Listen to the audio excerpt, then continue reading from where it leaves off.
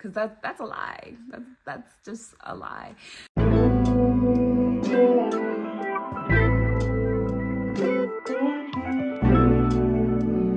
Guys, welcome back to another video on my channel. It's your girl Kiana here, and if you're new, welcome. If you're a returner, welcome back. I'm really trying to stay consistent. I'm gonna keep saying that until like I'm actually consistent, because you know manifestation is key. So I'm gonna pat myself on the back, give myself a round of applause, just all for the motivation. And so today's video, as you can tell by the title below, I'm gonna talk to you about how I got my job in the Neuro ICU as a new grad. Tips and the questions that I'm gonna provide for you today can kind of work across the board for all nursing interviews, but this is just my opinion from the interviews that I've had. So hopefully this video will be helpful to you. So the first thing that I did was land a job in the hospital as a patient care technician. I did not have my CNA, and most people think like you have to go to school for CNA, take the test, become certified. It may help you get into a lot of doors, but what I did was after my first Med-Surg 1 clinical, I applied to jobs, because now I have that clinical on my resume. It shows that I've had hospital experience and that I've been around a patient environment, that I've been in a patient care environment, and that I've done some nursing skills. And also the fact that I was in nursing school kind of helped me get into the hospital a lot quicker. Getting a job as a patient care tech or CNA will be very, very helpful prior to becoming a nurse. It was helpful to me while I was in nursing school. I'm gonna go into detail about that in another video, but do one of those things. If you don't want to become a patient care tech, or you can't land a job as a patient care tech or CNA, there are also nurse extern jobs out there. So nurse externships normally last a few months. They're not normally that long, but it can help you get your foot in the door. Because while you're there, you can make connections, make friends, maybe speak to the manager on that unit if you like that unit, and let them know that you're interested, and so that you guys can keep in contact for when it is time for you to actually apply for a nursing job. So another option, because I have options, we have options, is just shadow. Reach out, maybe you have a nursing friend, or you have a friend that has a friend that is a nurse.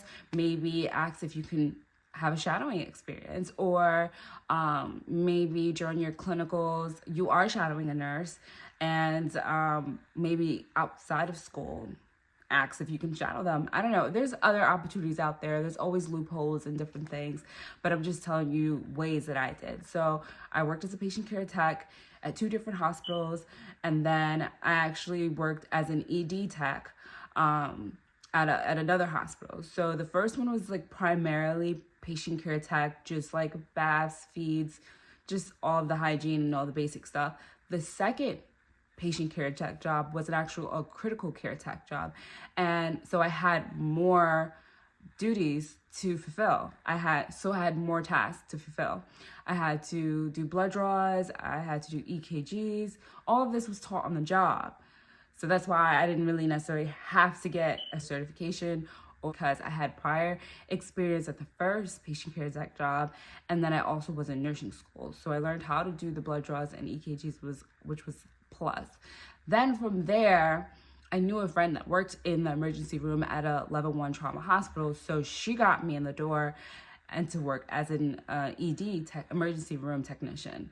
So there, more skills. We were doing COVID swabs, we were doing IV insertions. Yeah, I got my first IV experience there, and still doing the basic EKGs, but it was dealing with a different population. So from each hospital, my skills increased, and that was more things to put on my resume and more things to talk about during my interview. So my main tip is to get experience in a hospital as a CNA, patient care tech, whatever it is. Preferably in the specialty that you're interested in. If you don't know what specialty, Med-Surg is fine, because you get a little bit of everything there. But if you do know what specialty, maybe look for a job, apply for a job in that specific specialty as a patient care tech, because that will definitely get you in the door. After you graduate, you're probably going to be at this job for a year, 2 years. Most jobs have nurse residencies, and in order to switch to a different unit, you have to be in that residency for a year or 2 years, and then you can switch. That's normally how it goes. That's currently how my job is set up. So I made sure that I chose a floor that I liked. Another tip would be, before you interview and before you apply to a job, do your research. Figure out what it is that you want from a hospital, location-wise, whether it's a level one or a level 2 trauma center, just a small hospital, big hospital. Those are the kind of key things that I looked for when I was applying for a job. And because I was already working there as a tech, it was a smoother transition. So that's why I think maybe look for a job as a tech at a hospital that you want to work at. Because the transition would be a lot smoother than someone coming in from the outside. I mean, training will be the same, obviously, but just transitioning into a new role a lot quicker. Be honest during your interview. Be honest. Be prepared for your interview. Know things about the hospital. Know the mission. Know the values. Know why you want to work on whatever unit you decide to work on. Don't say because you're hiring. Don't say because, I don't know, like, I just don't. And I would be lying if I said I wanted to work on a med-surg floor. Like, if I applied for a job at the med-surg floor and they were like, well, why do you want to work on this unit? I'm like, oh, because I love med-surg. No, because that's a lie. That's just a lie. So I've worked there as a tech, not as a nurse, but I know, like, all your clinical instructors probably told you should start on med-surg first. And I was just like, no, I'm not doing that. Not because you said, not because I don't want it. And I don't think that I would like it there. Just that's me being honest. And I knew what I want. And that's more importantly, I just narrowed down specialties, and I was just like, based on my clinical experience, which one interests me the most. And it was critical care. And I knew I wanted to work in a critical care area, whether it was the ED, ICU. I mean, sometimes they don't consider ED critical care, but after working in the ED, I was like, not for me, not with my little old back. No thanks. No. I was able to talk passionately about why I wanted to work on this unit. So know and be honest and be prepared. That's about all the tips that I had for you guys. Now I'm about to get into the questions that the interviewer will ask you, and questions that you can ask the interviewer. So first things first, tell me about yourself. Why do you want to work on this unit? They would do a lot of or why do you want to work in this hospital? They also would do a lot of patient care, like patient scenarios. They may also ask you patient scenario questions. What does nursing mean to you? I have this all written down. Why did you want to become a nurse? What inspires you to become a nurse? What was your best or worst clinical experience and why? And they would do a lot of these and a lot of behavioral questions and a lot of describe a time when you had to deal with a difficult patient or family member. I got that one a lot. Sometimes they may ask you, where do you see yourself in 3 to 5 years? How do you handle stress or failure? That's another question that I got a lot. Strengths and weaknesses, that's like a generic question that most interviewers ask. And what drew you to this specialty? Like I said, be honest, be prepared to answer these kind of questions, be passionate about your answer and why you want to work on that particular unit specialty. What else? I had a few interviewers ask me where was my clinical experience and what type of duties we did there. I do have that listed on my resume, but doesn't hurt. I mean, so I just reiterated what I had on my resume.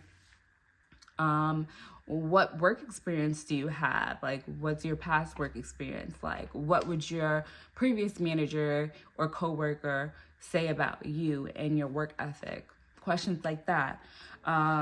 Describe a time when you went above and beyond for a patient or a customer.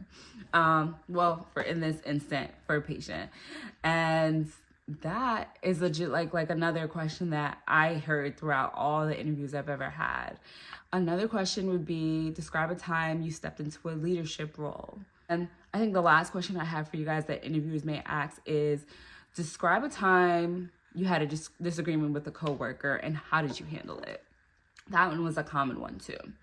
Now, those are just some questions that I got, but I get nervous during interviews, so I'm the type to try to take the lead of interviews.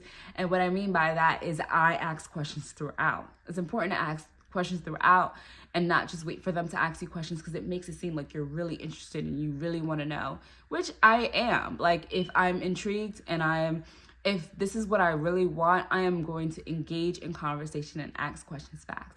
Ask questions about them, ask questions about the unit, just be more involved in the conversation. But if I'm not feeling that interview, I'm going to wait for them to ask me questions, because I'm kind of just feeling out the vibe of it. That's just me. Another question is, how long is orientation, and what is your process like for matching new grad nurses to their preceptors, and how many preceptors can I expect to work with? Because I think roughly around 2 or 3 preceptors is enough. 2 is actually enough. 3 is pushing it. But I think it's also good to get different perspectives on how people do things. I definitely want an OG nurse in there. I know sometimes they say the old eat their young, but that's okay. Like, I'd rather have someone who's been on this unit, knows the ins and outs, and knows how to think critically, and also teach me how to handle things in other ways, like tips and tricks. And I also want like someone who's like 3 years, 4 years in, like just not that new, but seasoned, So I think 2 to 3 preceptors is good. And then I have a few more questions that you can ask your interviewer. What qualities are you looking for in an ideal candidate? What are steps you are taking to ensure patient safety and safe patient care is on the unit? And how do you actively support your nurses? That's another thing, like, how do you actively support your nurses? Kind of like how your management style is like. Both work interchangeably, but I do like this because it's like, if something is going down, are you stepping in? Are you running to the code with me? Like, are you doing everything that you possibly can? I know they're busy because they have a lot of stuff to do outside of that, but like, are you active on your floor? Are you walking around checking to see if we're okay? Is there anything that's not working? Like, are you that type of manager? Because I need you. And then, what are the biggest challenges this unit is currently facing, and what kind of projects are you planning to do, or anything that you're planning to do on the floor to improve the unit? Questions like that. I like to ask the biggest challenges questions, but I get the same answer every time. It's like, oh, staffing is our biggest issue. And it's just like, is there anything else? Like, honestly, I know, because the position is open and I'm applying and you're trying to fill that empty space. I get it. So I normally don't even ask that question, but somebody else might be honest and tell you other challenges that the unit is facing, which might be helpful. Maybe it might give you some red flags, green flags, because they may give you a challenge, but they can follow up with what are they doing right now to currently fix that challenge that they're currently facing. So that works. And as for attire, what to wear to the interview, my interview was on WebEx. I've had a lot of interviews on WebEx, so I haven't really had to dress. I was like business on the top, party on the bottom. You know how we do, but that's just how it's been since COVID. Like, all just WebEx and Zoom interviews. So I just know that dress business casual is always good. Ladies, you can wear a skirt, knee length, and maybe some stockings or tights, and you can wear flats. I wouldn't really do much heels, especially not no platform heels, but you can do like a simple like heel, short, not too much. And pants, you can also wear pants. Can't go wrong with that. Men is easy, so I'm not even gonna give tips for men, but definitely like button up, tie, all that good stuff. I like blazers. I'm a blazers girl. You can wear something like this, like a round neck, or some people like turtlenecks, depending on the weather. Just business casual, no scrubs. I don't even know why some people, no scrubs to interview. Like, I just don't think that it's like, to an interview, never scrubs. Like, the answer is no, N-O. And then your hair, ladies, long hair, always pull it back, tie it up, put it in a bun. I have a claw clip. I know I look bald, but claw clip is going on back here. Can't go wrong with that. Or a low bun, high bun, whatever. Buns always work. And makeup, keep it to a minimal. I think mine right now is kind of minimal. No loud lipstick. I always keep it just chapstick. I love my wing liner, but I kept it really, really small for the purpose of this video, and I hope this was all helpful. If you guys have any questions, please leave them down in the comment section below. Be sure to follow my socials, TikTok, Instagram, and my Amazon storefront. So, because I also have stuff on Amazon that may be helpful for you as a new grad nurse or CNA. So thank you all for watching, and I'll see you guys in the next video. Bye.